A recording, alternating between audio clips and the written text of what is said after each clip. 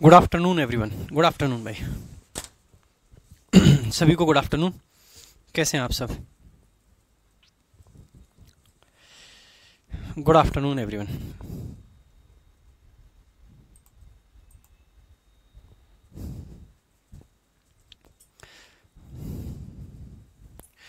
Good afternoon सभी को। Good afternoon. कैसे हैं आप सब? तो भाई आज से हम शुरू करेंगे टेंस। एकदम जीरो लेवल से पढ़ेंगे, बिल्कुल बेसिक से, हर एक चीज़ को समझते हुए और एकदम समझदारी से काम लेते हुए हर एक चीज़ को बहुत जीरो लेवल से, बेसिक से शुरू करेंगे। ठीक है। जस्ट शुरू करने से पहले मैं बता दूं, टेंस आपके एग्जाम में एक बहुत ज़रूरी चैप्टर है। काफ़ी सारे क्वेश्चंस इस चैप्टर से आपके आते हैं। ठीक है। तो शुरुआत करेंगे टेंस की। बहुत ज़रूरी चैप्टर है भाई, बहुत क्वेश्चंस इससे आते हैं। प्रीवियस ईयर में अगर सबसे ज़्यादा क्वेश्चंस किसी चैप्टर से आए हैं तो वो टेंस से ही आए हैं। ठीक है, टेंस से ही आए हैं।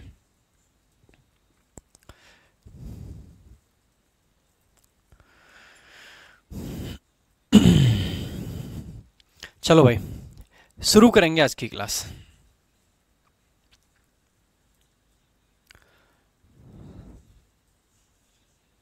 नोट्स बनाते जाएंगे भाई। ठीक है, कोशिश करेंगे कि नोट्स साथ में आप बना ही लें, क्योंकि मैं खुद भी टेंस ऐसे ही पढ़ाने वाला हूँ, ब्लैक बोर्ड पे ही। ठीक है, तो कोशिश करेंगे आप भी मेरे साथ साथ नोट्स बनाते जाएं। करें भाई शुरू। सबसे पहले मैं आप लोगों से पूछना चाहूँगा कि आप सभी लोग बताएंगे कि टेंस होता क्या है, क्या मतलब होता है टेंस का, क्या मीनिंग होता है टेंस का। जल्दी से बताएंगे कि टेंस का मतलब क्या होता है, क्या होता है टेंस। अगर दोस्त हम बात करते हैं टेंस की, किसकी बात करेंगे भाई? टेंस की। तो एक बात ध्यान रख लेना हमेशा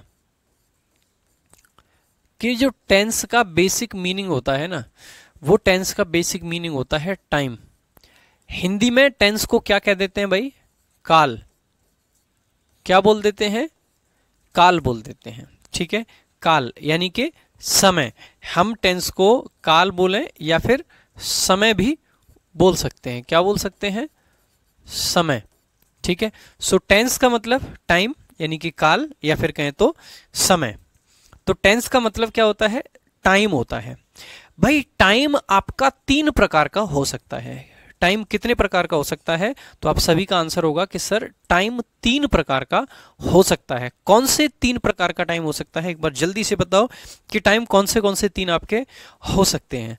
सो अगर हम कहें कि टाइम कितने प्रकार का होगा, तो अगर हम यहाँ पे हेडिंग लगा दें आपकी टाइम, तो कितने टाइम होते हैं दोस्त? तो आप पाओगे कि सबसे पहले हमारा होता है पास्ट। क्या होता है? Past tense. ठीक है, यानी कि पास्ट का टाइम, जिसको हम हिंदी में कह देते हैं क्या? भूतकाल। हिंदी में क्या बोला जाता है? इसी को भूतकाल बोला जाता है। दूसरा हमारा होता है प्रेजेंट टेंस। कौन सा होता है? प्रेजेंट टेंस, जिसको हिंदी में बोला जाता है वर्तमान काल। क्या बोला जाता है? वर्तमान काल। और तीसरा जो हमारा होता है दैट इज फ्यूचर टेंस। क्या होता है भाई? Future tense. फ्यूचर की स्पेलिंग को ध्यान से देख लेना, FUTURE। इसको फटूरे नहीं पढ़ेंगे, क्या पढ़ते हैं? फ्यूचर। क्या पढ़ेंगे भाई? फ्यूचर। तो फ्यूचर का मतलब होता है भविष्य काल। समझे? फ्यूचर टेंस का मतलब क्या हो जाएगा? भविष्य आपका काल। तो 3 टेंस हो गए, पास्ट टेंस, प्रेजेंट टेंस और future tense. Past tense, present tense और फ्यूचर टेंस। ज्यादातर बच्चे ऐसे बोलते हैं प्रेजेंट, पास्ट, फ्यूचर। आपको शुरुआत से आदत रखनी है कि पास्ट को पहले बोलना है, प्रेजेंट को फिर बोलना है और फ्यूचर को बाद में। अब मतलब क्या होता है इन तीनों टेंस का? देखो भाई, हम पूरे टेंस के दौरान एक टाइम लाइन का प्रयोग करेंगे। किसका प्रयोग करेंगे भाई? Time line. ठीक है, टाइम लाइन से मतलब है एक हम काल्पनिक रेखा बनाएंगे। टाइम लाइन से क्या मीनिंग है भाई? एक काल्पनिक रेखा बनाएंगे जिस पे हम टाइम को देख के चलेंगे। मान लेते हैं कि ये टाइम की एक रेखा है, काल्पनिक रेखा है। ऐसी कोई रेखा एग्जिस्ट नहीं करती है, बस हम मान के चलते हैं। और हम यहाँ पे मान सकते हैं इसमें कि हम वर्तमान में हैं। कहाँ पे हैं? वर्तमान में। मैं हमेशा ही एक लाइन ऐसी बना के चलूंगा। पूरे टेंस के दौरान आप पाओगे कि इस तरीके की लाइंस में ड्रॉ करता रहूंगा, तो एक इस तरीके की लाइन आपकी बनाई जाएगी। तो जैसे ही हम बात करते हैं टेंस की, ठीक है, तो हमें इस रेखा का ज्ञान होना चाहिए। भाई ये है हमारा वर्तमान, जहां पे हम आज एग्जिस्ट करते हैं। मान लेते हैं कि मैं वर्तमान में अभी खड़ा हूं। मैं कहां खड़ा हूं? वर्तमान में खड़ा हूं। अगर मैं अपने इधर देखता हूं तो ये मेरा क्या है? पास्ट है, यानी कि जो निकल गया वो पास्ट है। और अगर मैं आज, अभी मैं क्या कर रहा हूं? मैं पढ़ा रहा हूं। कब पढ़ा रहा हूं? वर्तमान में। अभी पास्ट में मैं क्या कर रहा था? खाना खा रहा था, लंच कर रहा था। जो निकल गया वो पास्ट है। और जो आगे आने वाला है, जो फ्यूचर है, जो कल को आएगा, वो क्या है? आपका फ्यूचर है। तो तीन तरीके से तो हम यहां पे ये मान के चलते हैं कि इससे पहले का जितना भी टाइम रहा है सारा का सारा पास्ट है, इससे आगे का जितना भी रहेगा वो सारा का सारा फ्यूचर रहेगा। तो इस तरीके की एक लाइन में हमेशा बना के चलूंगा पूरे टेंस के दौरान। पूरे टेंस के दौरान आप ये देखोगे कि एक लाइन रहेगी काल्पनिक, और इस लाइन के सारे, भाई देखो ये लाइन क्यों बना रहे हैं? ये लाइन आपका काम आसान करने के लिए बनाई जा रही है, जिससे कि आपका काम आसान हो जाए। इससे आसान कैसे हो जाएगा? कभी कभी क्या होता है ना, हमें एक्शन समझ ही नहीं आता है कि किस समय पे हुआ है। अगर हम उसको प्रैक्टिकली दिखाते हैं ना कि देखो इस लाइन पे देखो, इस लाइन की तरफ देखो, हमारे पास में किसी चीज को रिप्रेजेंट करने का एक साधन आ जाता है, किसी चीज को दिखाने का एक साधन आ जाता है, और उस साधन की मदद से हम आसानी से दिखा पाते हैं कि आपका टेंस पास्ट का है, प्रेजेंट का है, या फिर आपका फ्यूचर का है। बात समझ आ गई भाई? तो तीन हमारे टेंस होते हैं, past, present and future. Past, present and future. Past, present and future. दोबारा से कह रहा हूं, पास्ट का, प्रेजेंट का और फ्यूचर का। ठीक है, पास्ट का, प्रेजेंट का और फ्यूचर का, ये हमारे तीन टाइम होते हैं। ठीक है, ये बेसिकली तीन टाइम होते हैं। यहां तक किसी भी बच्चे को कोई भी डाउट? किसी भी बच्चे को कोई भी डाउट? अच्छा, ये बोर्ड पूरा नहीं दिखाई दे रहा है ना? Just give me a minute, 1 minute का टाइम देंगे, बोर्ड पूरा दिख जाएगा। अभी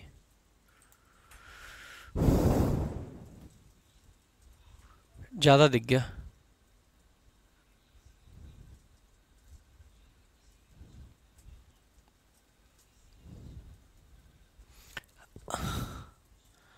अभी भी साइड थोड़ी थोड़ी दिख रही है ना? चलो, नाउ क्लियर। ठीक है भाई,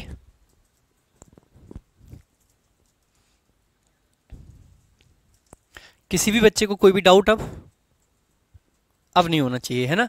कोई डाउट नहीं होना चाहिए, कोई डाउट आएगा ही नहीं। और अगर आए तो तुरंत पूछ लेना मेरे से। ठीक है, अगर आता है डाउट तो तुरंत पूछ लेना।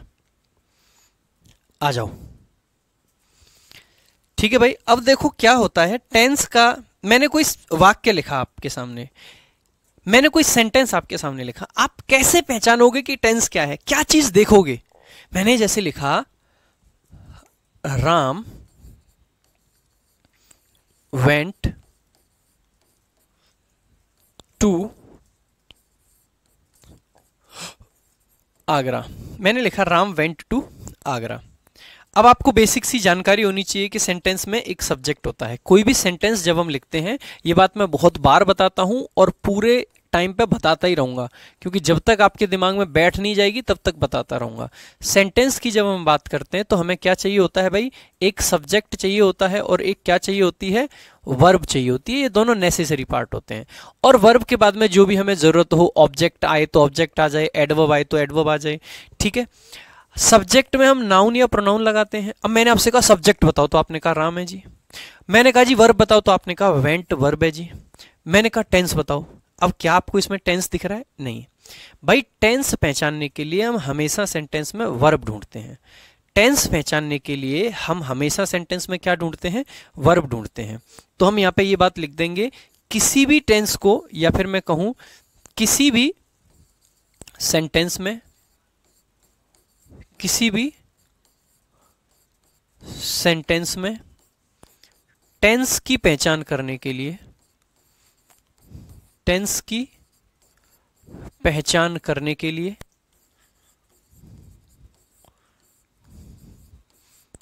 करने के लिए हमें वर्ब देखनी चाहिए। ठीक है, तो हमें क्या देखना चाहिए? वर्ब देखनी चाहिए भाई। वर्ब देख के हम बता सकते हैं कि आपका टेंस कौन सा है। तो टेंस किससे पता चलता है? वर्ब को देख के हम बताते हैं कि टेंस कौन सा है। ठीक है, अब वर्ब में हेल्पिंग वर्ब होती है, मेन वर्ब होती है, ये सब बातें हम करेंगे। वर्ब दो तरीके की हो सकती हैं, एक हेल्पिंग वर्ब और एक मेन वर्ब। ठीक है, वो सब आगे आएंगी चीजें, लेकिन अभी आप ये समझिए कि टेंस की पहचान करने के लिए हमें क्या देखना होता है? वर्ब देखनी होती है भाई। क्या देखनी होती है? वर्ब देखनी होती है। ठीक है, अब हमें कैसे पहचान करें कि पास्ट का टेंस है, प्रेजेंट का टेंस है या फ्यूचर का टेंस है? तो भाई आपको वर्ब की फॉर्म याद रख लेनी है। कोई भी जो वर्ब होती है इसकी कुछ फॉर्म्स होती हैं। एक होती है वर्ब की फर्स्ट फॉर्म। ठीक है, एक क्या होती है वर्ब की फर्स्ट फॉर्म, एक होती है वर्ब की सेकंड फॉर्म और एक होती है वर्ब की थर्ड फॉर्म। एक आपकी वर्ब की फर्स्ट फॉर्म में आईएनजी लगती है और एक आपकी वर्ब की फर्स्ट फॉर्म में एस या फिर हम ईएस लगाते हैं। आईएनजी और ईएस वाला क्या काम करता है और V3 क्या काम करता है, ये हम बाद में बताएंगे। लेकिन फिलहाल आपको जान लेना है, अगर कहीं पे V1 दिखाई देता है तो ये प्रेजेंट टेंस को रिप्रेजेंट करता है। किसको रिप्रेजेंट करता है भाई? प्रेजेंट को। और V2 जो होता है ये किसको रिप्रेजेंट करता है? पास्ट को। अब गलती से ये मत समझ लेना कि V3 फ्यूचर को करता होगा, नहीं। V1 प्रेजेंट को करता है और V2 पास्ट को करता है। फिर आप कहोगे कि सर फ्यूचर के लिए क्या है हमारे पास? तो फ्यूचर के लिए एक बॉक्स है हमारे पास और उस बॉक्स में हम कहते हैं कि शैल या फिर विल, ये आपके मुख्यतः फ्यूचर को दिखाते हैं। ये किसके लिए आते हैं? फ्यूचर को दिखाने के लिए हम शैल या विल का प्रयोग करते हैं। फ्यूचर को दिखाने के लिए हम शैल या विल का प्रयोग करते हैं। ठीक है, दोबारा से एक बार फिर से समझेंगे। किसी भी सेंटेंस में क्या होना जरूरी है? सब्जेक्ट और वर्ब। जब हमें टेंस देखने की जरूरत पड़ती है तो किसी भी सेंटेंस में टेंस की पहचान करने के लिए हमें वर्ब देखनी चाहिए। क्या देखना चाहिए भाई? वर्ब देखनी चाहिए। वर्ब की फर्स्ट फॉर्म क्या होती है, सेकंड फॉर्म क्या होती है, इसको कैसे याद रखें? आपके मन में ये भी एक क्वेश्चन आएगा कि सर इतनी सारी वर्ब हैं, हमें कैसे पता कि ये वेंट जो है वर्ब की सेकंड फॉर्म थी? देखो भाई, बहुत क्लियर कट कहने वाला हूं, धोखे में किसी को रखता नहीं और धोखा देना हमको आता ही नहीं, हमने सीखा ही नहीं कभी। बात दरअसल ये है कि आपको सीखना पड़ेगा, याद करनी पड़ेगी। आप अभी लिस्ट लेके बैठ जाओ एक वर्ब की और आप खूब 15 दिन रट्टा मार लेना, आपको वर्ब की फॉर्म से याद उतने अच्छे से नहीं होंगी। बेहतर तरीका यह है कि आप एक बार लिस्ट उठाओ और 2 बार उसको रीड कर लो। ठीक है, 2 बार रीड कर लो और उसके बाद में उनको यूज करना शुरू कर दो, सेंटेंसेस पढ़ना शुरू कर दो। जैसे जैसे आप पढ़ते जाएंगे, जैसे जैसे आप आगे बढ़ते जाएंगे, वैसे वैसे आपको वर्ब की फॉर्म ऑटोमेटिकली याद होती रहेंगी। ठीक है, वैसे वैसे आपको वर्ब की फॉर्म ऑटोमेटिकली याद होती रहेंगी। ठीक है, चले भाई आगे। भाई देखो, शैल विल जहां भी आएगी तो समझ जाना कि फ्यूचर टेंस है। फर्स्ट फॉर्म जहां भी आएगी तो समझ जाना प्रेजेंट का टेंस है। सेकंड फॉर्म जहां भी आएगी तो समझ जाना कि पास्ट का टेंस है। ठीक है, क्लियर है भाई? यहां तक किसी को कोई डाउट? भाई बहुत बेसिक से कराऊंगा, एकदम जीरो लेवल से। बहुत सारे बच्चे ऐसे होंगे सर ये सब तो पढ़ा हुआ है, आगे चलो आगे चलो आगे चलो, वो नहीं करेंगे। ठीक है, अच्छा अब कुछ बच्चे कह रहे हैं कि सर वो वर्ब की लिस्ट आप ही प्रोवाइड कर दें, तो अच्छा है, वर्ब की लिस्ट, ठीक है, करते हैं, वर्ब की लिस्ट प्रोवाइड कर देंगे। ठीक है भाई, ऐसी कोई ट्रिक नहीं होती है, ये ट्रिक व्रिक भूल जाओ। ठीक है, वर्ब की लिस्ट प्रोवाइड मैं कर दूंगा, मेरी जिम्मेदारी है ना? बात ठीक है भाई, इतना सब कुछ समझ आ गया सबको? कोई दिक्कत, कोई परेशानी, कोई डाउट नहीं होना चाहिए। ये बहुत बेसिक बेसिक चीजें हैं। आगे चलते हैं भाई। ठीक है, इसके आगे बढ़ेंगे भाई। टेंस के टाइप भी होते हैं, यहां पे आपकी हेडिंग डलेगी टाइप्स ऑफ टेंस। टेंस के प्रकार यानी कि काल के प्रकार, types of tense. Tense basically 4 प्रकार के हो सकते हैं। ठीक है, टेंस बेसिकली 4 प्रकार के हो सकते हैं। सबसे पहला जिसमें होता है इंडेफिनिट टेंस। क्या हो जाता है भाई?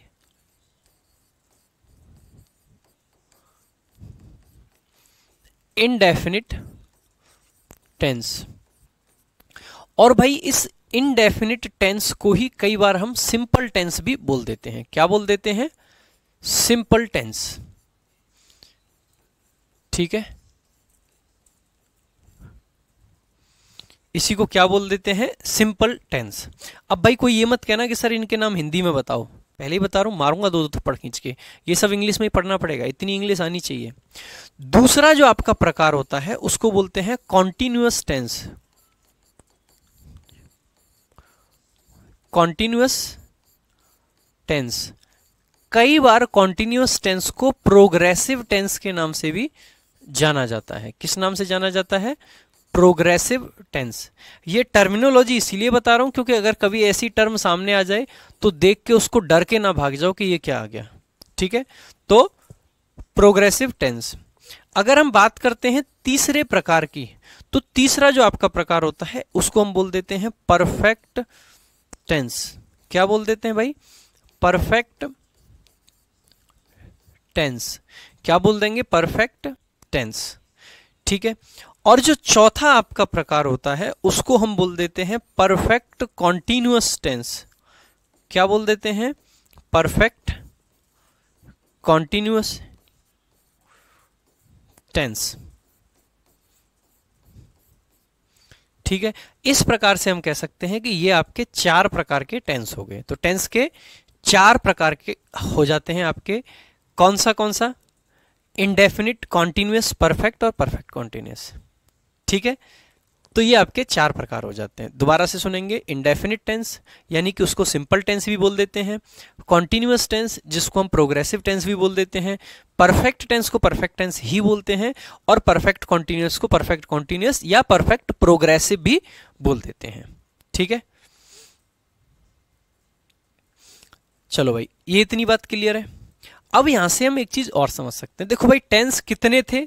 3 थे, और उसके टाइप कितने हैं? 4 हैं। तो ऐसे ही जब हम बात करेंगे प्रेजेंट की, पहला टेंस हमारा पास्ट ले लेते हैं। पास्ट में इंडेफिनिट, पास्ट में कॉन्टिन्यूअस, पास्ट में परफेक्ट और पास्ट में परफेक्ट कॉन्टिन्यूअस। तो 4 तो टोटल 5 पास्ट के हो गए। ऐसे ही प्रेजेंट का इंडेफिनिट, प्रेजेंट का कॉन्टिन्यूअस, प्रेजेंट का परफेक्ट और प्रेजेंट का परफेक्ट कॉन्टिन्यूअस। 4 प्रेजेंट के हो गए, 4 और 4 8। ऐसे ही फ्यूचर में चले तो फ्यूचर का इंडेफिनिट, फ्यूचर का कॉन्टिन्यूअस, फ्यूचर का परफेक्ट और फ्यूचर का परफेक्ट कॉन्टिन्यूअस। और ये आपके 4 हो जाते हैं फ्यूचर के। इसी प्रकार से टोटल कह दिया जाता है कि 4 4 और 4 यानी कि टोटल 12 आपके टेंस होते हैं। ठीक है, टोटल कितने टेंस होते हैं? 12 आपके टेंस होते हैं। ठीक है, टोटल कितने टेंस होते हैं?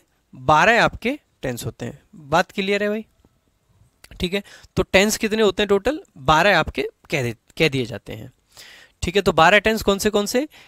पहले प्रेजेंट के सारे, पास्ट के सारे और फ्यूचर के सारे। तो ये आपके हो जाते हैं। अब भाई बात करेंगे हम सारे टेंस की एक एक करके, और शुरुआत हम करेंगे प्रेजेंट के इंडेफिनिट टेंस से। किससे शुरू करेंगे भाई? प्रेजेंट के इंडेफिनिट टेंस से। तो यहां पे आपको अब हेडिंग लगा देनी है present indefinite tense. Present indefinite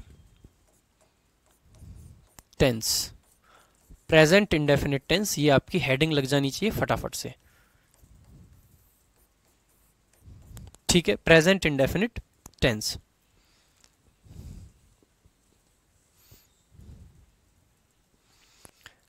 बेटा बताएंगे थर्ड फॉर्म क्या होती है, आईएनजी फॉर्म कब आती है, वर्ब की फर्स्ट फॉर्म में एस या ईएस कब लगाने की जरूरत पड़ती है। समय आने पे हर एक चीज आपको बताई जाएगी। सही समय का इंतजार कीजिए बस। ठीक है, आ जाओ भाई। सबसे पहले हमारा कोई भी टेंस बनाने के लिए हमें किसकी जरूरत होती है? मतलब कोई सेंटेंस बनाने के लिए तो आपको अभी बताया था कि हमें एक तो सब्जेक्ट चाहिए होता है, और सब्जेक्ट के साथ साथ में हमें एक वर्ब की जरूरत होती है। तो 2 चीजें हमें चाहिए, क्या क्या? सब्जेक्ट और वर्ब। तो जब हम प्रेजेंट का इंडेफिनिट टेंस बनाते हैं तो हमें क्या चाहिए? सब्जेक्ट हमें लिखना है सबसे पहले। और क्योंकि प्रेजेंट है, और प्रेजेंट को हम किससे दिखाते हैं? वर्ब की फर्स्ट फॉर्म से दिखाते हैं भाई। किससे दिखाते हैं? वर्ब की फर्स्ट फॉर्म से। तो वर्ब की फर्स्ट फॉर्म लगा देंगे हम, तो वहीं से बन जाएगा हमारा प्रेजेंट का इंडेफिनिट टेंस। हालांकि हमारी वर्ब की फर्स्ट फॉर्म दो फॉर्म में पाई जाती है। अगर हम बात करते हैं V1 की, तो V1 को हम दो भागों में बांट देते हैं।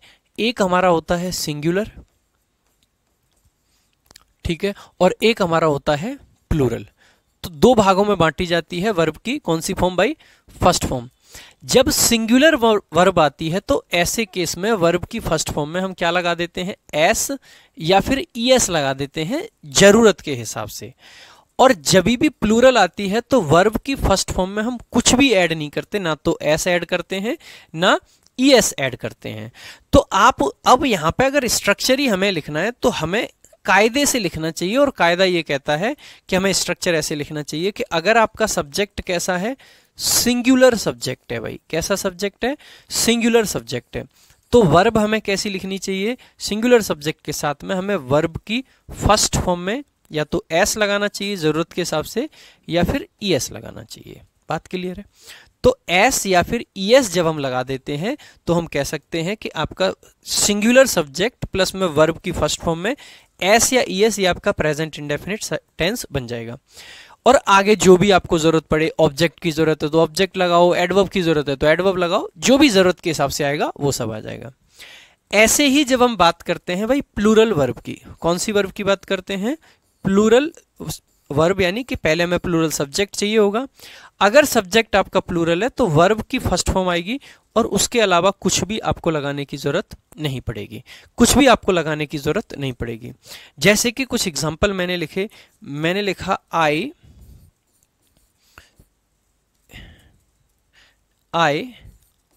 Drink coffee. अब देखो भाई, आई के साथ में हमेशा आपको क्या लगाना है? फर्स्ट फॉर्म लगानी है। तो भाई प्लूरल के साथ साथ आपको क्या याद रखना है कि न सिर्फ प्लूरल प्लस में आई के साथ में भी वर्ब की फर्स्ट फॉर्म आएगी, साथ ही साथ में यू के साथ में भी वर्ब की फर्स्ट फॉर्म आएगी। ठीक है, तो जैसे मैंने लिखा आई ड्रिंक कॉफी, मैं कॉफी पीता हूं। ठीक है, आई ड्रिंक कॉफी यानी कि मैं कॉफी पीता हूं। लेकिन अगर मैं आई की जगह पे ही लिख दूं तो ऐसे केस में मैं ये नहीं लिख सकता हूं ही ड्रिंक कॉफी। अगर मैंने सिर्फ ऐसे लिखा, जो लिखा हुआ है ही ड्रिंक कॉफी, तो वो गलत माना जाएगा। क्यों? प्रेजेंट के इंडेफिनिट टेंस में अगर सब्जेक्ट सिंगुलर है, भाई ध्यान देंगे, ही सी इट और सिंगुलर नाउन सिंगुलर होते हैं उसके, और अनकाउंटेबल नाउन भी आपके सिंगुलर की कैटेगरी में आते हैं। उसके अलावा आपके आई हो गया, वी हो गया, यू हो गया, दे हो गया, और जितने भी प्लूरल नाउन होते हैं वो प्लूरल की कैटेगरी में आते हैं। तो ऐसे केस में ही के हिसाब से आपको क्या लगाना चाहिए? ड्रिंक्स आपको लिखना चाहिए। क्या लिखना चाहिए भाई? ड्रिंक्स आपको लिखना चाहिए। तो ही ड्रिंक्स कॉफी, ही ड्रिंक्स कॉफी, तो एस हमने एक्स्ट्रा लगाया, आई के साथ में नहीं लगाया लेकिन ही के साथ लगाना पड़ा। ऐसे ही अगर मैं यहां पे लिख दूं क्या भाई? राहुल गो टू स्कूल, तो आप कहोगे राहुल तो एक आदमी है, एक पर्सन है, और भाई एक पर्सन का सीधा सीधा मतलब है कि हमें वर्ब की फर्स्ट फॉर्म में एस या फिर ईएस लगाना पड़ेगा। ठीक है, अगर एस या ईएस लगाना पड़ेगा तो क्या हो जाएगा भाई? गोज हो जाएगा। ठीक है भाई, लेवल भी बढ़ाएंगे, पहली क्लास है, पहले तो थोड़ा सा ना समझदार बनिए। टेंस की पहली क्लास है, पहली क्लास में अगर टॉप लेवल पे पहुंच जाऊंगा तो बेसिक बच्चों को कहां से समझ आ जाएगा। और भाई जिनको लगता है कि लेवल ज़्यादा डाउन है, आप बेसिक मत लीजिए, अगली क्लास से ले लीजिए, तीसरी क्लास से ले लीजिए। लेकिन भाई मैं बेसिक बच्चों को नहीं छोड़ सकता हूँ। मैं गिने चुने 10-15 जिनको थोड़ा सा आता है इंग्लिश, उनके चक्कर में मैं जो 400, 500, 600, 700, हजारों की संख्या में वैसे बच्चे जो ग्रामीण परिवेश से आते हैं, जो ऐसे बैकग्राउंड से आते हैं कि उनको एजुकेशनल अपॉर्चुनिटीज उतनी अच्छी नहीं मिल पाई, मैं उनको नहीं छोड़ सकता हूँ। That's quite clear. तो ये बिल्कुल भी उम्मीद मत कीजिएगा कि मैं एकदम से पहली क्लास में से ही टॉप लेवल पढ़ा दूंगा ना, मैं शुरुआत बेसिक से ही करूंगा, है ना। आ जाओ भाई। तो भाई आपको क्या लिखना पड़ा? गोज लिखना पड़ा। क्यों लिखना पड़ा? क्योंकि ये राहुल क्या था? सिंगुलर था। अगर मैं ऐसे लिखने लग जाऊं कहीं, यू वर्क्स हार्ड, अब जैसे ही आपने देखा भाई यू तो प्लूरल की कैटेगरी में आता है, किस में आता है, प्लूरल की। तो फिर इसके साथ में एस या ईएस लगाने की जरूरत नहीं है, इसको हमें हटा देना है। ठीक है, तो इस तरीके की चीजें आपके एग्जाम में, और ये बेसिक बेसिक क्वेश्चंस आते हैं, बहुत बार आते हैं। एसएससी बहुत बेसिक क्वेश्चन भी पूछता है, सी डोंट लगा के पूछेगा, ही डोंट लिख देगा। एसएससी इस तरीके के क्वेश्चंस पूछता रहता है, तो ये सारी चीजें आपको पता होनी चाहिए। बात क्लियर है भाई। सिंगुलर के साथ में एस या ईएस आएगी, प्लूरल के साथ में आपकी वर्ब की फर्स्ट फॉर्म आएगी, और आपको इतना ही समझना है फिलहाल। ठीक है, अब मैं आपको एक चीज और बता देता हूं कि बेसिकली प्रेजेंट इंडेफिनिट फंक्शन क्या क्या करता है, काम क्या क्या करता है, पहले ये जान लेते हैं। बाकी नेगेटिव और वो स्ट्रक्चर भी जानेंगे, या फिर एक काम करते हैं, पहले नेगेटिव स्ट्रक्चर जान लेते हैं, इंटरोगेटिव स्ट्रक्चर जान लेते हैं, उसके बाद में फंक्शंस जानेंगे। तो देखो भाई, एक आपका होता है क्या, नॉट। क्या होता है, नॉट। और नॉट की एक खास बात है, ठीक है, नॉट की एक खास बात है। खास बात क्या है, इस नॉट को हम कहां पे यूज करते हैं, इसको हम यूज करते हैं after the helping verb. After the helping verb and before the main verb. Before the main verb, ठीक है, इसको यूज करते हैं। यानी कि हेल्पिंग वर्ब एच वी के बाद और मेन वर्ब यानी कि एम वी के पहले। अब जैसे ही मैंने एक सेंटेंस लिखा, मैंने लिखा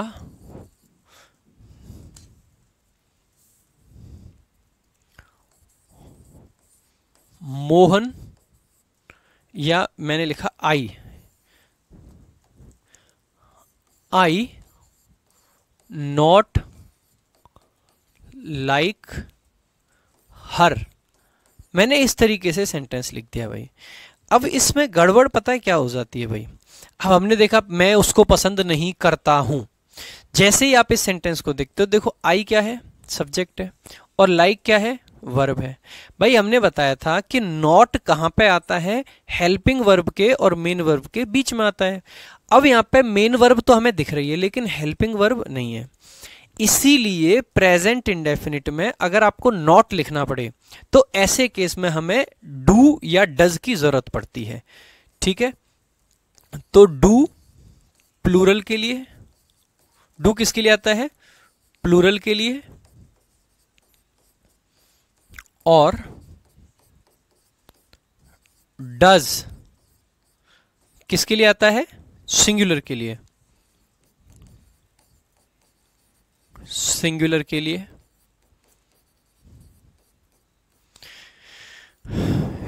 प्रेजेंट इंडेफिनिट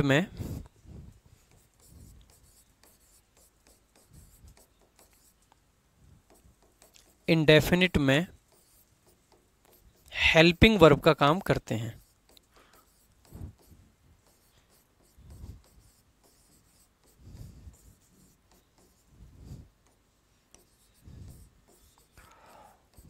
ठीक है भाई, बात क्लियर है। तो इस तरीके से आप कह सकते हैं कि डू प्लूरल के लिए आएगा और डज सिंगुलर के लिए। आई को हमने अभी क्या कहा था, आई को कैसे मान के चलेंगे, प्लूरल के तरीके से। अगर प्लूरल के तरीके से मानेंगे तो यहां पे आपको क्या लगाना पड़ेगा, डू, क्योंकि डू आपका हेल्पिंग वर्ब हो गया और लाइक मेन वर्ब। और नॉट की जो हमारी कंडीशन थी कि नॉट कहां पे आता है, हेल्पिंग वर्ब के बाद और मेन वर्ब के पहले। तो देखो डू के बाद हो गया और लाइक के पहले हो गया। इस तरीके से ये सेंटेंस आपका हो जाएगा करेक्ट। ठीक है भाई, बात समझ आ गई भाई सबके। इसी तरीके से आपका ये स्ट्रक्चर बन जाता है। इसीलिए स्ट्रक्चर क्या बनता है, अगर नेगेटिव स्ट्रक्चर की हम बात करते हैं, कौन से स्ट्रक्चर की भाई, नेगेटिव टेंस की। कौन से टेंस की हम बात कर रहे हैं, नेगेटिव की।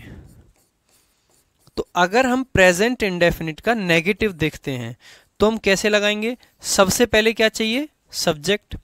उसके बाद में आपको क्या चाहिए भाई, डू प्लूरल के लिए और डज सिंगुलर के लिए, यानी कि डू या डज में से कोई भी आएगा। और उसके बाद में आपका क्या आएगा, नॉट, और उसके बाद में आपका आएगा वर्ब की फर्स्ट फॉर्म, और फिर आगे। अब ध्यान देंगे, अगर आगे डू डज आ रखे हों तो इधर आपको एस या ईएस लगाने की जरूरत नहीं पड़ेगी। अगर इधर आगे डू या डज आया है तो इधर एस या ईएस लगाने की जरूरत नहीं पड़ेगी। जैसे कि अभी सीजीएल 2021 का जो पेपर हुआ था मई 2022 में, जून में, ठीक है, जून में हुआ था शायद, तो नहीं अप्रैल में हुआ था, सॉरी, अप्रैल 2022 में पेपर हुआ था। और वहां पर क्वेश्चन आया मनी इस तरीके से,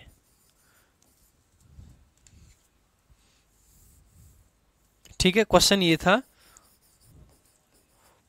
money does not grows on trees, पैसा पेड़ों पर नहीं उगता है। अब जब ये सेंटेंस आपने देखा, अब देखो डू डज पहले लगा रखा है और हमने क्या कहा था कि अगर डू डज पहले आ रखा है तो यहां पे फिर आपको एस या ईएस लगाने की जरूरत नहीं है, लेकिन एसएससी ने क्या लगा के दिया था, ये लगा के दिया था।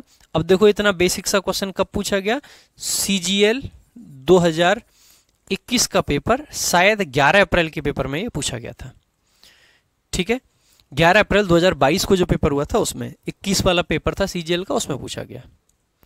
तो इस तरीके के क्वेश्चंस भी आपके आ सकते हैं जो बहुत बहुत बेसिक होते हैं,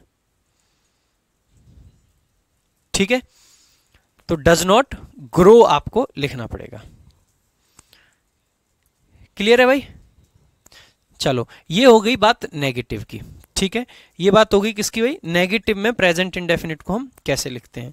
अब बात करते हैं आगे भाई इंटेरोगेटिव की, ठीक है, किसकी बात करते हैं, इंटेरोगेटिव। भाई ध्यान दीजिए, इंटेरोगेटिव, इंटेरोगेटिव, भाई इंटेरोगेटिव का मतलब क्या होता है, प्रश्न पूछने के लिए इनका हम यूज करते हैं, ठीक है, प्रश्न पूछने के लिए जितने भी इंटेरोगेटिव सेंटेंसेस हैं उनको हम यूज करते हैं प्रश्न पूछने के लिए। और प्रश्न पूछने के लिए अगर हम यूज कर रहे हैं तो स्ट्रक्चर क्या होता है, इंटेरोगेटिव सेंटेंस में हमेशा हम क्या करते हैं, अगर देखो दो तरीके के इंटेरोगेटिव सेंटेंस होते हैं, ध्यान देंगे, इंटेरोगेटिव सेंटेंसेस आपके दो तरीके के होते हैं, ठीक है। पहला तरीका आपका होता है यस नो आंसर टाइप, ऐसे क्वेश्चन जिनका उत्तर हां या ना में दे सकते हैं, ऐसे क्वेश्चंस जिनका उत्तर हम हां या ना में दे सकते हैं। जैसे कि मैंने आपसे पूछा क्या आपने खाना खाया, तो आप कहोगे हां, हाँ में दे दिया आंसर, या आपने कहा नहीं। मैंने कहा क्या आप नोट्स बना रहे हैं, आपने कहा हां, यानी कि हां में आंसर दे पा रहे हो, या फिर आपने कहा नहीं, हां या ना में आंसर दे पा रहे हो। अच्छा, दूसरा तरीका क्वेश्चन पूछने का क्या हो सकता है, मैंने कहा आप कहां रहते हैं और आप सामने से कह रहे हैं हां या नहीं, कैसा लगेगा ना, अजीब। मैंने कहा आप कहां रहते हैं, तो क्या आप ये कहोगे हां, नहीं कह सकते ना। मैंने कहा आप क्यों हंस रहे हैं, तो क्या आप मुझसे कहोगे हां। अरे मैं पूछ रहा हूं क्यों हंस रहे हैं, तो आप बताओगे हम इसलिए हंस रहे हैं, यानी कि एक शब्द में आंसर आप नहीं दे पा रहे हैं, ठीक है। यानी कि क्वेश्चंस दो प्रकार के होते हैं, पहले जिनका उत्तर हम यस या नो में दे सकते हैं, और दूसरे जिनका उत्तर हम यस या नो में नहीं दे सकते। अब जितने भी ऐसे क्वेश्चन होते हैं जिनका आंसर हम यस या नो में दे सकते हैं वो हमारे टाइप 1 में आ गए, और टाइप 2 में आ जाते हैं ऐसे क्वेश्चंस जो किसी WH वर्ड से शुरू होते हैं, WH वर्ड टाइप, ऐसे क्वेश्चंस जिसमें हम वेयर, वाई, व्हेन, ये सब क्वेश्चंस पूछते हैं, ठीक है भाई, बात समझ आ गई। अच्छा जी, अब देखो ये जो yes no answer type questions होते हैं ना, इनका स्ट्रक्चर क्या रहता है, हमेशा हेल्पिंग वर्ब सबसे पहले आती है, और हेल्पिंग वर्ब के बाद में आता है सब्जेक्ट, और सब्जेक्ट के बाद में आती है आपकी मेन वर्ब। क्या आती है, मेन वर्ब, और इस मेन वर्ब के बाद में जो भी जरूरत आपकी हो वो लगा दीजिए, ठीक है। अच्छा, दूसरा आपका होता है WH वर्ड टाइप, और जो WH वर्ड टाइप आपके होते हैं वो आपको मैं अगर अभी समझाऊं तो सबसे पहले जो भी WH वर्ड आएगा वो लगाओ, यानी कि जो भी इंटेरोगेटिव शब्द आएगा वो, उस WH वर्ड के बाद में आपको हमेशा क्या लगाना है, हेल्पिंग वर्ब। हेल्पिंग वर्ब के बाद में आपको हमेशा क्या लगाना है, सब्जेक्ट। और सब्जेक्ट के जस्ट बाद में फिर आपको मेन वर्ब लगा देनी है, और फिर आगे जरूरत के हिसाब से जो भी आए वो लगा दो। ठीक है भाई। तो इंटेरोगेटिव सेंटेंस दो तरीके के होते हैं, एक यस नो आंसर टाइप, दूसरे WH word type. Yes no answer type का जो स्ट्रक्चर बनता है वो helping verb plus subject plus main verb के साथ बनता है। WH वर्ड वालों का जो स्ट्रक्चर बनता है वो WH वर्ड प्लस में हेल्पिंग वर्ब प्लस में सब्जेक्ट प्लस में मेन वर्ब के साथ में बनता है। आप कहो कि सर मान लो इसमें नेगेटिव भी हमें लगाना हो, नॉट भी लगाना हो। आपने कहा था कि सर नॉट जो है हेल्पिंग वर्ब के बाद और मेन वर्ब के पहले आता है। अब सर हेल्पिंग वर्ब के बाद तो क्या मैं यहां लगा दूं नॉट को, या फिर मैं नॉट को यहां लगाऊं? अब मुझे दुविधा हो गई इस बात की तो कि नॉट यहां आना चाहिए या फिर यहां आना चाहिए। तो भाई ध्यान देंगे, अगर देखो नॉट को लिखने के दो तरीके होते हैं। एक तरीका होता है मतलब सेपरेट लिख लें, और एक तरीका होता है हेल्पिंग वर्ब के साथ मर्ज करके लिख दें। दो तरीके से चलो नॉट वाला आगे बताता हूं, नेक्स्ट स्लाइड पे नॉट वाले को डिस्कस करते हैं। देखो पहली चीज है, तो देखो पहला टेंस है ना इंडेफिनिट, इसको पढ़ाने में टाइम लगेगा क्योंकि यहां पे सारे स्ट्रक्चर्स मैं चाहता हूं आप खुद से सीख जाओ। ठीक है, खुद से सीख जाओ तो ज्यादा अच्छा रहेगा। खुद से सीख जाओगे तो बाकी सब आपके लिए बहुत आसान हो जाएंगे। पहले में पूरा टाइम देंगे, फिर थोड़ा सा स्पीड में आपको आसानी से आ जाएगा। ठीक है, देखो अब अगर इसी स्ट्रक्चर को मुझे प्रेजेंट इंडेफिनिट में लगाना हो तो कैसे लगेगा भाई? इंडेफिनिट की हेल्पिंग वर्ब क्या है, डू या डज, सही बात है। और फिर क्या आता है, सब्जेक्ट, और फिर क्या आता है आपका वर्ब की फर्स्ट फॉर्म। ये बन गया आपका जी प्रेजेंट इंडेफिनिट का स्ट्रक्चर। और अगर इस वाले में प्रेजेंट इंडेफिनिट का स्ट्रक्चर बनाना हो तो कैसे बनेगा? सबसे पहले तो WH वर्ड जो आना है वही आएगा, फिर आपका क्या आ जाएगा, हेल्पिंग वर्ब के नाम पे डू या डज, जिसकी भी जरूरत पड़े, डू प्लूरल के साथ और डज सिंगुलर के साथ। उसके बाद क्या आएगा, सब्जेक्ट, और मेन वर्ब की जगह पे क्या आएगा, वर्ब की फर्स्ट फॉर्म, और उसके आगे जो भी जरूरत हो वो सब। लो जी, बन के तैयार हो गए इंटेरोगेटिव स्ट्रक्चर के, आपके इंटेरोगेटिव सेंटेंसेस के स्ट्रक्चर। ठीक है, हाँ। और इंटेरोगेटिव स्ट्रक्चर में लास्ट में एक चीज आपको जो और ध्यान रखनी है, पीछे जो मार्क आता है वो कुछ इस तरीके का आता है। ठीक है, इस तरीके का कुंडा सा लटका होता है ना। तो यही हो जाता है आपका इंटेरोगेटिव स्ट्रक्चर। बात क्लियर है? अगर इस पे एग्जाम्पल दें, जैसे कि मैंने लिखा, एग्जाम्पल्स की अगर मैं बात करूं तो यहीं साइड में दे देता हूं छोटे छोटे एग्जाम्पल। जैसे मैंने लिखा where do you live, where do you live, आप कहां रहते हैं। एरर का क्वेश्चन कैसे बनेगा, SSC ऐसे करके दे देगा, SSC इस तरीके से दे देगा,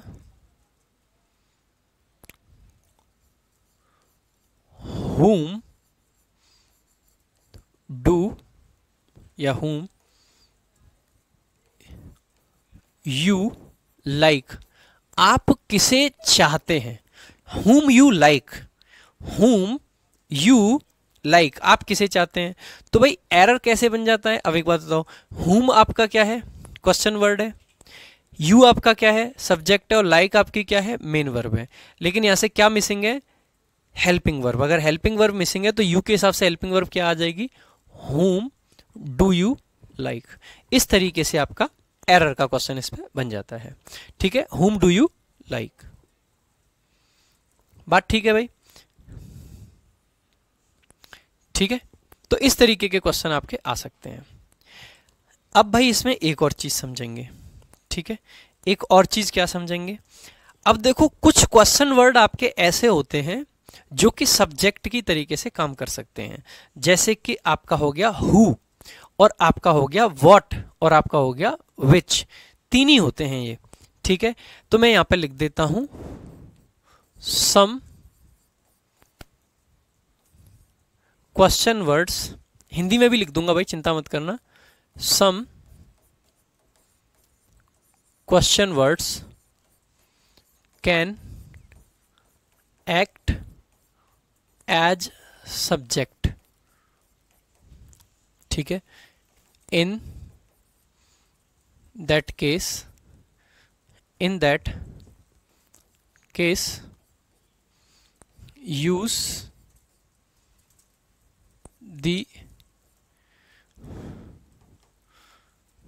यूज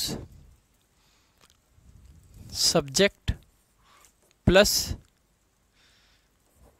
वर्ब प्लस जो भी जरूरत है वो। हिंदी में अगर लिखें तो इसी बात को, कुछ क्वेश्चन वर्ड सब्जेक्ट की तरह से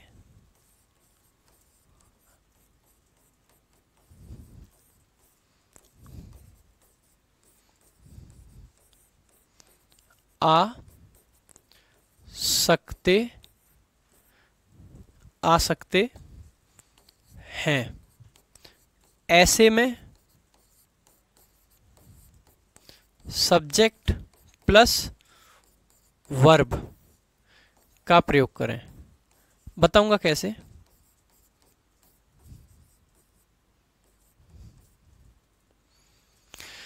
देखो भाई, जैसे कि मैंने लिखा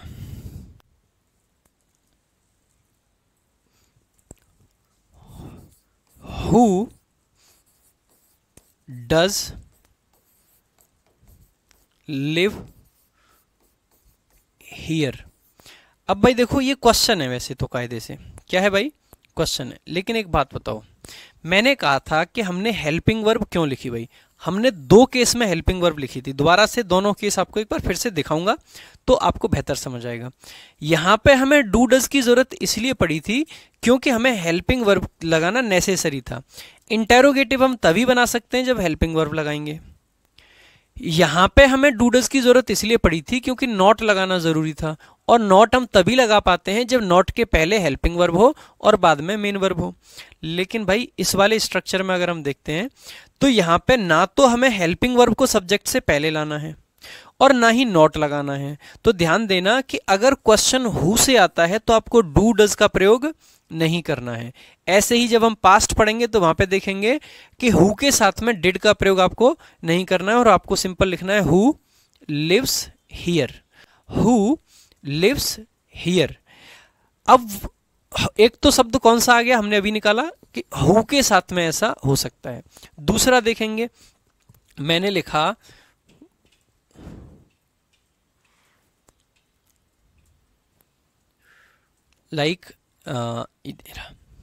मैंने लिखा what does make her happy. उसको कौन सी ऐसी चीज है जो खुश करती है, कौन सी ऐसी चीज है जो उसको खुश करती है। अब एक बात बताओ मुझे भाई, देखो ये मेक क्या है, वर्ब है, आप सभी जानते हैं।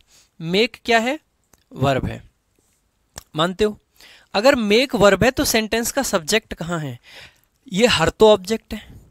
वैसे भी वर्ब के इस साइड में सब्जेक्ट होता है, अगर इस साइड में सब्जेक्ट है तो सब्जेक्ट क्या बना होगा, वॉट।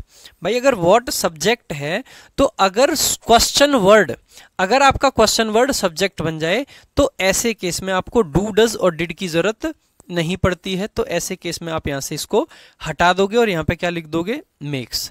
तो इसको और सिंपल भाषा में लिखना चाहते हो तो ऐसे लिख लेना कि अगर हु या फिर वॉट, हु या फिर वॉट आपका सब्जेक्ट बन जाए तो ऐसे केस में डू डज लगाने की जरूरत हमको नहीं पड़ती है। हु या फिर वॉट आपका सब्जेक्ट के तरीके से अगर काम करता है तो डू डज लगाने की जरूरत हमको नहीं पड़ती है। हु या फिर वॉट जब सब्जेक्ट होता है तो डू डज आपको नहीं लगाना है। बात क्लियर है भाई, ठीक है। तो ये आपके शब्द आ जाते हैं। कई बार विच प्लस नाउन भी आपका सब्जेक्ट बन सकता है, विच और उसके साथ में एक नाउन, ठीक है।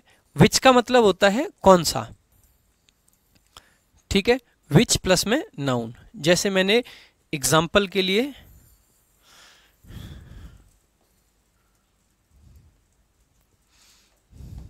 फॉर एग्जाम्पल मैंने एक सेंटेंस लिखा, विच बॉय लाइक्स हर, उसको कौन सा लड़का पसंद करता है। अब आपने देखा क्या भाई, विच बॉय क्या है, सब्जेक्ट है, विच बॉय आपका क्या है, सब्जेक्ट है। अगर सब्जेक्ट में कोई इंटेरोगेटिव वर्ड है तो फिर आपको डू डज डिड की जरूरत नहीं पड़ेगी, ठीक है। बेशक क्वेश्चन मार्क आएगा, ठीक है। तो मैं इसी चीज को एक स्लाइड में फिर से लिख देता हूं, इस चीज में अक्सर करके बच्चे कंफ्यूज हो जाते हैं, तो मैं फिर से लिख रहा हूं। अगर, हिंदी में लिख देता हूं पहले, फिर इंग्लिश में भी लिख दूंगा, घबराना मत। अगर हु, वॉट या फिर विच प्लस नाउन सब्जेक्ट के तरीके से, सब्जेक्ट की तरह आते हैं। अब मैं ये क्यों लिख रहा हूं सब्जेक्ट की तरह, क्योंकि बेटा वॉट जो है ना वो ऑब्जेक्ट भी बन सकता है, सब्जेक्ट की तरह आते हैं। हु तो कभी ऑब्जेक्ट बन नहीं सकता है, लेकिन वॉट तो ऑब्जेक्ट भी बन सकता है, आते हैं। तब हमें डू, डज या डिड, भाई डिड इसलिए लिख रहा हूं क्योंकि ये पास्ट इंडेफिनिट की है। पास्ट इंडेफिनिट में जब जाऊंगा तो इसको रेफरेंस दे दूंगा कि देखो वहां पे हमने देखा था, तो आपको समझ आ जाएगा। तो हमें डू डज डिड की जरूरत नहीं पड़ती, की जरूरत नहीं होती, ठीक है भाई, क्लियर, ठीक है। तो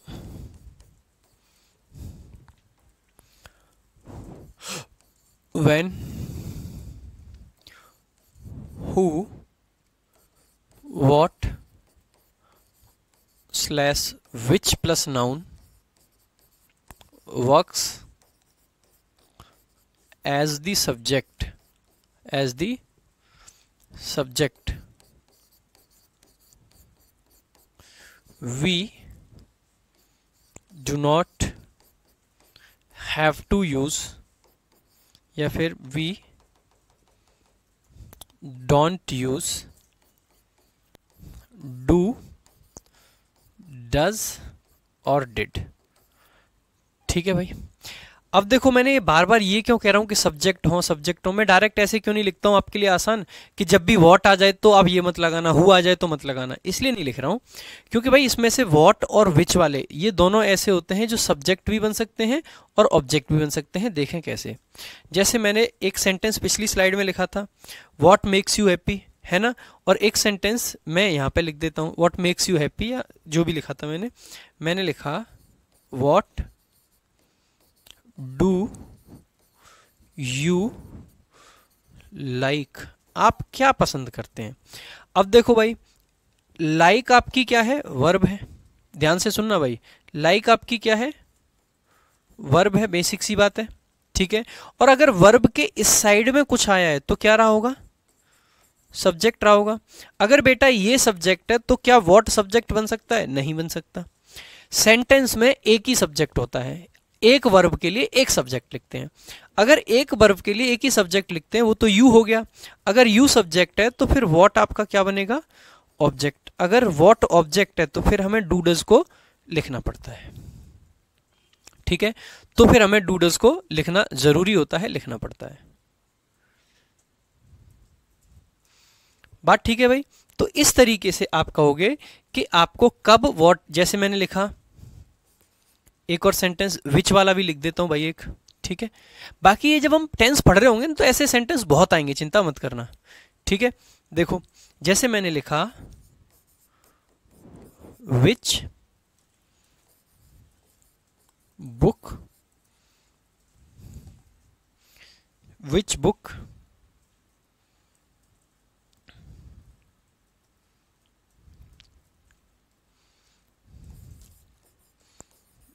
डू यू वॉन्ट, आप कौन सी किताब चाहते हैं। देखो यहां पे भी अगेन आपने देखा वॉन्ट आपकी क्या होती है, वर्ब, चाहना, है ना। और वांट अगर वर्ब है तो यू आपका क्या बनेगा भाई, सब्जेक्ट। अगर यू सब्जेक्ट है तो विच बुक क्या बनेगा आपका, ऑब्जेक्ट। अगर ये ऑब्जेक्ट है तो फिर हमें डू लिखना पड़ेगा। तो डू डज हम कब नहीं लिखते, जब विच के साथ नाउन या फिर व्हाट या फिर हु सब्जेक्ट के तरीके से काम करें। और कब लिखते हैं, जब ये ऑब्जेक्ट के तरीके से काम करें। भाई किसी भी स्टूडेंट को कोई डाउट इन चीजों में, देखो बहुत बेसिक भी चीजें हैं अगर ध्यान से देखो, और बहुत थोड़ी सी ऊपर लेवल की भी चीजें हैं अगर थोड़ा सा समझने की कोशिश ना करो तो। ठीक है, दोनों ही चीजें आपको इसमें दिखाई देंगी। ठीक है, अब बताओ भाई किसी को कोई डाउट इसमें, अगर डाउट नहीं है तो आगे बढ़ेंगे। फटाफट से एक बार इंटेरोगेटिव नेगेटिव वाला स्ट्रक्चर भी पढ़ेंगे, फिर देखेंगे कि इंडेफिनिट क्या मीनिंग देता है, ता है, ती है, ते हैं, ये सब भी देखेंगे कि ता है, ती है, ते हैं कब क्यों आते हैं, और उसके अलावा इंडेफिनिट का काम क्या होता है, कौन से वाले सेंटेंस आते हैं, ये सब भी बताएंगे। ठीक है, आगे आ जाओ। अब देखते हैं कि अगर कभी ऐसा हो कि भाई सेंटेंस कैसा हो, इंटेरोगेटिव। इंटेरोगेटिव यानी कि जो क्वेश्चन पूछता है, और साथ में कैसा हो, नेगेटिव, यानी कि जिसमें क्या रखा हो, नॉट आ रहा हो। तो इंटेरोगेटिव और नेगेटिव दोनों आ जाते हैं, तो क्या स्ट्रक्चर होना चाहिए। इंटेरोगेटिव का स्ट्रक्चर हमने भाई क्या लिखा था, डू डज आएगा। ठीक है, डू स्लैश डज, प्लस में था आपका सब्जेक्ट, प्लस में थी आपकी वर्ब की फर्स्ट फॉर्म। ठीक है, V1 यही था। और दूसरा वाला क्या था, पहले WH वर्ड आएगा, फिर आपकी डू डज आएगी, या फिर डू डज ना लिख के ना भाई इस चीज को एक ही बार में खत्म कर देते हैं। हर टेंस में हमें अलग अलग लिखना पड़े, उससे बेहतर है कि एक ही बार में लिख के खत्म करेंगे इसको। सबसे पहले मैंने आपको बताया था क्या आती है, हेल्पिंग वर्ब, फिर सब्जेक्ट, फिर आपकी क्या आती है, मेन वर्ब। ऐसे ही पहले WH वर्ड आएगा, फिर आपकी क्या आएगी, हेल्पिंग वर्ब, फिर आपका आता है सब्जेक्ट, और फिर आपका आता है मेन वर्ब। यही स्ट्रक्चर है। अब भाई जब भी नॉट की जरूरत पड़ेगी तो नॉट को लिखने के दो तरीके हो सकते हैं। जैसे आपने देखा डू आपकी हेल्पिंग वर्ब है, तो आप एक तो ऐसे लिख सकते हो डू नॉट, और दूसरा आप ऐसे लिख सकते हो डोंट। दोनों तरीके से आप लिख सकते हो। ऐसे ही डज आपकी हेल्पिंग वर्ब है, तो एक तो आप ऐसे लिख सकते हो डज और नॉट को अलग अलग, और एक आप ऐसे लिख सकते हो डजंट। ठीक है, क्या लिख सकते हो, डजंट। इस तरीके से लिखते हैं भाई, दोनों तरीके से। ये आपकी बोली जाती है नॉर्मल फॉर्म। क्या बोलते हैं भाई इसको, नॉर्मल। और ये जब हम नॉट को मिला देते हैं हेल्पिंग वर्ब के साथ, ठीक है, जब हम नॉट को हेल्पिंग वर्ब के साथ मिला देते हैं तो इस फॉर्म को बोल देते हैं हम कौन सी, कॉन्ट्रैक्टेड फॉर्म। क्या बोल देते हैं भाई, कॉन्ट्रैक्टेड फॉर्म। सुन लेंगे इस वर्ड को, ये बार बार आ जाएगा आपके सामने। कॉन्ट्रैक्टेड फॉर्म का मतलब होता है जब नॉट को किसी दूसरी हेल्पिंग वर्ब के साथ मिला दिया जाता है। जब नॉट को हेल्पिंग वर्ब के साथ मिला दिया जाता है तो ऐसे केस में हम कह देते हैं कि ये कॉन्ट्रैक्टेड फॉर्म है। तो अगर भाई इंटेरोगेटिव सेंटेंसेस आपको लिखने हैं तो दो तरीके से लिख सकते हैं। एक तो तरीका आपका क्या रहेगा, ये यहां देखेंगे एक बार।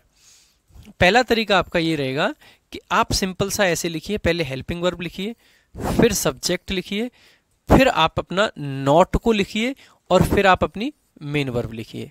लेकिन इसी को लिखने का दूसरा तरीका ये हो सकता है कि हेल्पिंग वर्ब, ठीक है, और साथ में क्या आ जाए भाई, जैसे कि मैंने लिखा हेल्पिंग वर्ब। इसी को लिखने का दूसरा तरीका है, हेल्पिंग वर्ब तो लिखी, यहां पे फिर आपने नॉट लिख दिया जस्ट इसके बाद। लेकिन ये दोनों किस में आएंगे, ये दोनों आ जाएंगे भाई कॉन्ट्रैक्टेड फॉर्म में। अलग अलग नहीं लिख पाएंगे। अगर अलग अलग लिखेंगे तो फिर हमें नॉट को कहां लेके जाना पड़ेगा, सब्जेक्ट के बाद। हेल्पिंग वर्ब कॉन्ट्रैक्टेड फॉर्म में, फिर सब्जेक्ट, फिर आपकी मेन वर्ब। यानी कि नॉट को हम इंटेरोगेटिव सेंटेंसेस में दो जगह लिख सकते हैं, एक हेल्पिंग वर्ब के साथ मिला के लिख सकते हैं, या फिर अलग करके मेन वर्ब के जस्ट पहले लिख सकते हैं। जैसे कि मैं तरीका बता देता हूं आपका, ठीक है।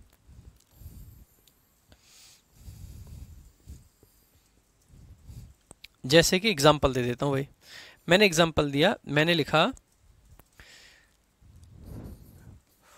Do you not like her तो भाई नॉट को हमने अलग लिखा है, इसीलिए कहां पे लिखा, सब्जेक्ट के बाद, तो ये एकदम सही है। लेकिन अगर मैं ऐसे लिख दूं, do not you like her, do not you like her, तो आप कहोगे कि ये गलत है, क्योंकि नॉट अगर अलग लिखा गया है तो सब्जेक्ट के बाद आना चाहिए। लेकिन एक सही तरीका ये भी हो सकता है कि हम इसको कैसे लिख दें, डोंट यू लाइक हर, इस तरीके से भी हम लिख सकते हैं, यानी कि इसको मिला के, यानी कि कॉन्ट्रैक्टेड फॉर्म में। ठीक है भाई, तो आज भाई हमने बहुत बेसिक स्ट्रक्चर्स समझे सिर्फ। अब इसी बेस पे हम बाकी के टेंस के भी स्ट्रक्चर्स बना देंगे, सारे टेंस के स्ट्रक्चर्स इसी बेस पे हम बना सकते हैं। आज बस इतना ही रखेंगे, ठीक है। मैं इस पीडीएफ को सेव करके आपके नोट्स के सेक्शन में डाल दूंगा, वहां पे आपको मिल जाएगी। बाकी भाई डेली आपको इसी टाइम 2 बजे लाइव आके जरूर पढ़ना है।